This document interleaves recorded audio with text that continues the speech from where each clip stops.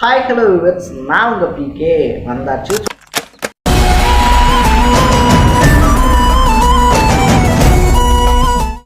நம்ம இன்னைக்கு இந்த வீடியோவில் எந்த விஷயத்தை பற்றி பேச போகிறோம், யாரை பற்றி பேச போகிறோம் அப்படின்னு சொல்லி கேட்டோம்னா, ஈரான் விசஸ் அமெரிக்கா இஸ்ரேலுக்கு நடந்துகிட்டு இருக்கக்கூடிய போர் அப்படின்றது இருக்கு இல்லையா, அது வந்துட்டு பார்த்தோம் அப்படின்னா கச்சா எண்ணெய் வழித்தடங்களில் ரொம்பவே முக்கியமான வழித்தடம் அப்படின்னு சொல்லக்கூடிய ஹார்முஸ் ஜலசந்தியை மூட வச்சிருந்துச்சு அப்படின்னு சொல்லலாம். கிட்டத்தட்ட வந்துட்டு பார்த்தோம் அப்படின்னா இந்தியா, சீனா, கத்தார், சவுதி அரேபியா அப்படின்னு சொல்லிட்டு உலகத்தில் இருக்கக்கூடிய பல நாடுகளுக்குமே வந்துட்டு இந்த ஹார்முஸ் ஜலசந்தி அப்படின்றது ரொம்பவே முக்கியமான ஒரு ஸ்பாட் அப்படின்னே சொல்லலாம். ஈரானுமே இப்போ வரைக்கும் தைரியமா இருக்கக்கூடிய விஷயம் என்ன அப்படின்னு சொல்லி கேட்டோம் அப்படின்னா, அமெரிக்கா தொடர்ந்து வந்துட்டு நமக்கு தாக்குதல்கள் அப்படின்றத நடத்துது அப்படின்ற பட்சத்துல இந்த ஒரு ஜலசந்தியை வச்சு உலக நாடுகளை நம்மளால மிரட்ட முடியும். ஆல்ரெடியே வந்துட்டு கடந்த 10 நாட்கள்லயே வந்துட்டு பார்த்தோம்னா இந்தியா உட்பட பல நாடுகள்லையுமே இந்த கச்சா எண்ணெய் தேவை அப்படின்றது பல மடங்கு அதிகரிச்சிருக்கு, தட்டுப்பாடு அப்படின்றது ஏற்பட்டிருக்கு அப்படின்னு சொல்லலாம். இன்னும் சொல்ல போனோம்னா கொரோனா டைம்ல வந்துட்டு எப்படி ஒரு பேண்டமிக் அப்படின்றது கிரியேட் ஆச்சோ, அதே மாதிரி இன்னொரு பேண்டமிக் உலக அளவில் ஏற்பட்டாம இருக்கணும் அப்படின்னா ஈரான் மேல நடக்கக்கூடிய தாக்குதலை அமெரிக்கா கைவிட்டே ஆகணும் அப்படின்ற சுச்சுவேஷனுக்கு தள்ளப்பட்டிருக்கு அப்படின்னு சொல்லலாம். ஸோ உலக நாடுகள் பலவுமே வந்துட்டு பார்த்தோம் அப்படின்னா அமெரிக்கா கிட்ட இப்போதைக்கு போர் வேணாமே அப்படின்ற ரிக்வஸ்டையும் முன்வைக்க ஆரம்பிச்சிருக்காங்க அப்படின்னு சொல்லலாம். ஸோ இந்த அத்தனை விஷயத்தையும் வந்துட்டு பார்த்தோம்னா ஹார்முஸ் ஜலசந்தி அப்படின்ற ஒரே ஒரு விஷயத்தை கையில் வச்சு சாதிச்சு காட்டியிருக்கு ஈரான். ஸோ அப்படி என்னதான் இருக்குது அந்த ஹார்முஸ் ஜலசந்தியில, அதை தாண்டி வந்துட்டு உலகளாவிய அரசியல்ல அந்த ஹார்முஸ் ஜலசந்தி அப்படின்றது அவ்வளவு முக்கியமா பார்க்கப்படுறதுக்கான காரணம் என்ன அப்படின்னு சொல்லி தான் பேச போறோம். அதுக்கு முன்னாடி நம்ம சேனலுக்கு நீங்க புதுசா வந்திருந்தீங்க அப்படின்னா மறக்காம சேனலை ஃபாலோ பண்ணி சப்ஸ்கிரைப் பண்ணிக்கங்க. ஸோ ஃபர்ஸ்ட் ஆஃப் ஆல் வந்துட்டு பார்த்தோம் அப்படின்னா இந்த ஹார்முஸ் ஜலசந்தி அப்படின்றது இருக்கு இல்லையா, அதை டிபெண்ட் பண்ணி தான் பெரும்பாலான நாடுகள் இருக்கு. ஹார்முஸ் ஜலசந்தியே தேவையில்லை, அதை டிபெண்ட் பண்ணாமல் இருக்க நாடு அப்படின்னா அது ஓமன் அப்படின்னு தான் சொல்லணும். ஏன்னா ஓமன் வந்துட்டு பார்த்தோம்னா ஸ்ட்ரெயிட்டாகவே அரபிக்கடலோட அந்த போக்குவரத்துக்கான வழித்தடம் அப்படின்றத வச்சிருக்கிறதுனால ஓமன் மட்டும் இதில் பெருசாக அஃபெக்ட் ஆகாது. பட் சவுதி அரேபியா இருக்கு இல்லையா, சவுதி அரேபியாவாக இருந்தாலும் சரி, இல்லை யூஏஇயாக இருந்தாலும் சரி, இவங்களும் வந்துட்டு மாற்று வழித்தடங்கள் அப்படின்றதெல்லாம் வச்சிருந்தாலும் அங்கேயும் ஈரான் அட்டாக் பண்ணுறதுக்கான வாய்ப்புகள் அப்படின்றது அதிகமாகவே இருக்கு.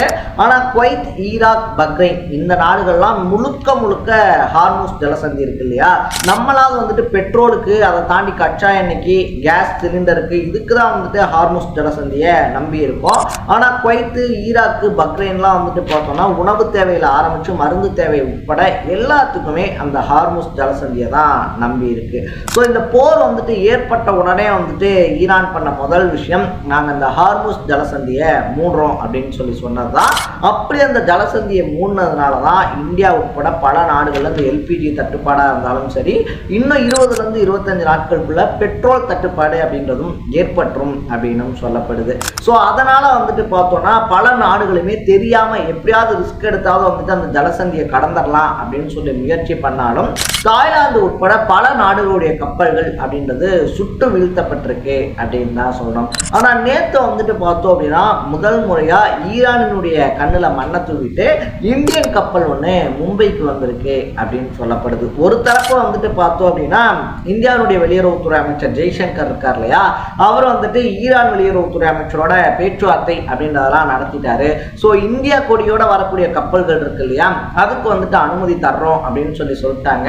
ஸோ இனிமேல் வந்துட்டு பார்த்தோம்னா கச்சா எண்ணெய் அப்படின்றது இந்தியாவுக்குள்ள வந்துடும், இந்தியா வந்துட்டு கொஞ்சம் சேஃப் ஆகிக்கும், இந்த தட்டுப்பாடுலாம் குறைஞ்சிரும் அப்படின்னு சொல்லிட்டு சொல்றாங்க. பட் இன்னொரு தரப்பு என்ன சொல்றாங்க அப்படின்னா, இல்ல ஈரானே வந்துட்டு இந்த ஸ்டேட்மெண்ட்டை மறுத்திருக்காங்க, நாங்க இந்தியன் கப்பலுக்கு மட்டும் வழிவிடுறோம் அப்படின்னு சொல்லிட்டுலாம் அவங்க ஒத்துக்கவே கிடையாது. அப்படி வந்த ஸ்டேட்மெண்ட்டையும் ஈரான் அப்படிலாம் கிடையாது அப்படின்னு சொல்லி தான் மறுத்திருக்காங்க. எங்களுடைய அனுமதி இல்லாம எந்த கப்பல் இந்த எல்லையை கடந்தாலும் அது தாக்கப்படும் அப்படின்றது தான் இப்போ வரைக்கும் ஈரானுடைய ஸ்டாண்டா இருக்கு. ஸோ அந்த கப்பல்ல இருந்த மாலுமி இருக்கார் இல்லையா, அவர் தான் வந்துட்டு ஒரு தந்திரமான முடிவெடுத்து அந்த கப்பலை மும்பைக்கு கொண்டு வந்துட்டாங்க அப்படின்னு சொல்கிறாங்க. ஸோ அந்த மாலுமியை பொறுத்த வரைக்குமே வந்துட்டு பார்த்தோம் அப்படின்னா மேலே இருந்த இந்தியன் கொடியை உட்பட பல விஷயங்களை சேஞ்ச் பண்ணியிருக்காரு அப்படின்னு சொல்கிறாங்க.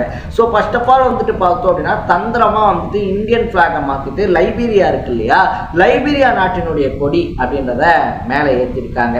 அது மட்டும் இல்லாமல் ஒவ்வொரு கப்பல்லையுமே வந்துட்டு பார்த்தோம் அப்படின்னா அந்த கப்பல் எங்கே இருக்குது, எவ்வளோ டிஸ்டன்ஸில் இருக்குது, அதை தாண்டி வந்துட்டு அந்த கப்பல் வந்துட்டு போகிற பாதை என்ன அப்படின்னு சொல்லிட்டு ஆட்டோமேட்டிக்காக அதை சென்சார் பண்ணக்கூடிய சென்சார்ஸ் அப்படின்றது அங்கே இருக்குமா.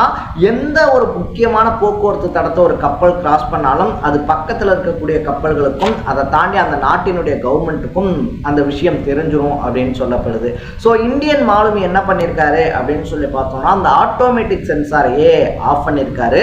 இதனால் வந்துட்டு பார்த்தோம்னா அப்படி ஒரு கப்பல் வருது அப்படின்றதே ஈரானுக்கு தெரியல அப்படின்னு சொல்கிறாங்க. ஸோ இது வந்துட்டு ஒரு டைம் சேஃபாக வந்துருச்சு. ஆனால் இன்கேஸ் அவர் அந்த ஆஃப் பண்ணியிருக்கார் இல்லையா, அந்த ஆஃப் பண்ண அதே நேரத்தில் வேற ஒரு கப்பலும் அதே வழித்தடத்தில் வந்துருந்துச்சு அப்படின்னா 2 கப்பலும் மோதி விபத்துக்குள்ளாகிறதுக்கான வாய்ப்புகள் அப்படின்றதும் ரொம்ப அதிகமாகவே இருக்குது. ஒருவேளை அசம்பாவிதம் ஏதாவது நடந்தாலும் கூட வந்துட்டு பார்த்தோம்னா உயிரிழப்புகள் அதிகமாக போகிறதுக்கான வாய்ப்பு இருக்குது அப்படின்னு சொல்கிறாங்க. ஸோ இப்படி வந்துட்டு பல ரிஸ்க் அப்படின்றதெல்லாம் எடுத்து தான் அந்த மாலுமி அந்த கப்பலை மும்பைக்கு பத்திரமா கொண்டு வந்து சேர்த்திருக்காரு அப்படின்னு சொல்லப்படுது. கிட்டத்தட்ட 1.5 லட்சம் டன் கச்சா எண்ணெய் அப்படின்றது இந்தியாவுக்குள்ள இப்போ வந்திருக்கிறதுனால ஓரளவுக்கு தட்டுப்பாடுகள் அப்படின்றது நிவர்த்தி செய்யப்படுமே தவிர என்ன இருந்தாலும் மறுபடியும் ஒரு 20 to 25 நாளுக்குள்ள மறுபடியும் தட்டுப்பாடு ஏற்படும் அப்படின்னும் உலகளாவிய அரசியல் புள்ளிகள் பேச ஆரம்பிச்சிருக்காங்க. ஸோ அமெரிக்கா ஈரான் அட்டாக் பண்றதை நிறுத்துறதை தவிர வேற வழியே கிடையாது இப்ப இருக்கக்கூடிய பிரச்சனையை சரி செய்யறதுக்கு அப்படின்னு சொல்லி உலக நாடுகள் பேச்சுவார்த்தை ஆரம்பிக்க அமெரிக்காவோ இல்ல இப்போதைக்கெல்லாம் வந்துட்டு பார்த்தோம் அப்படின்னா இது என்னுடைய பிரஸ்டேஜ் இஷ்யூ, அதனால வந்துட்டு நான் இது வந்து பின்வாங்க மாட்டேன், ஈரானை வந்துட்டு என்னுடைய கட்டுப்பாட்டுக்குள்ள கொண்டு வராம நான் ஓய மாட்டேன் அப்படின்னு சொல்லிட்டு பார்த்தோம் அப்படின்னா எக்கச்சக்கமா ஈரான் மேல தாக்குதலை முன்னெடுத்துக்கிட்டு இருக்காரு அப்படின்னு சொல்லலாம். ஸோ இனி வரக்கூடிய நாட்கள் வரக்கூடிய 1 மாசம் அப்படின்றது எல்பிஜி வாயுக்கள் அதை தாண்டி வந்துட்டு பார்த்தோம் அப்படின்னா பெட்ரோலுக்கும் ரொம்ப அதிக அளவிலான தட்டுப்பாடுகளை ஏற்படுத்தும் அப்படின்னு சொல்றாங்க விஷயம் தெரிஞ்சவங்க. ஸோ நீங்க இந்த விஷயத்தை எப்படி பார்க்குறீங்க, உங்க ஏரியாவில் நீங்க இருக்கக்கூடிய ஏரியாஸ்ல எல்பிஜியினுடைய தேவை அப்படின்றதும் அந்த தேவைக்கு ஏற்ற சப்ளை அப்படின்றதும் இருக்கா, நீங்க வந்துட்டு என்ன மாதிரியான யூசேஜஸ் அப்படின்றதெல்லாம் பண்ணிக்கிட்டு இருக்கீங்க, எவ்வளவு தட்டுப்பாடை சந்திக்கிறீங்க அப்படின்றத கமெண்ட்ல போட்டு மறக்காம சேனலை ஃபாலோ பண்ணி சப்ஸ்கிரைப் பண்ணிக்கோங்க. நாளைக்கு இதே மாதிரி இன்னொரு இன்ட்ரெஸ்டிங்கான வீடியோட சந்திக்கலாம். Bye by.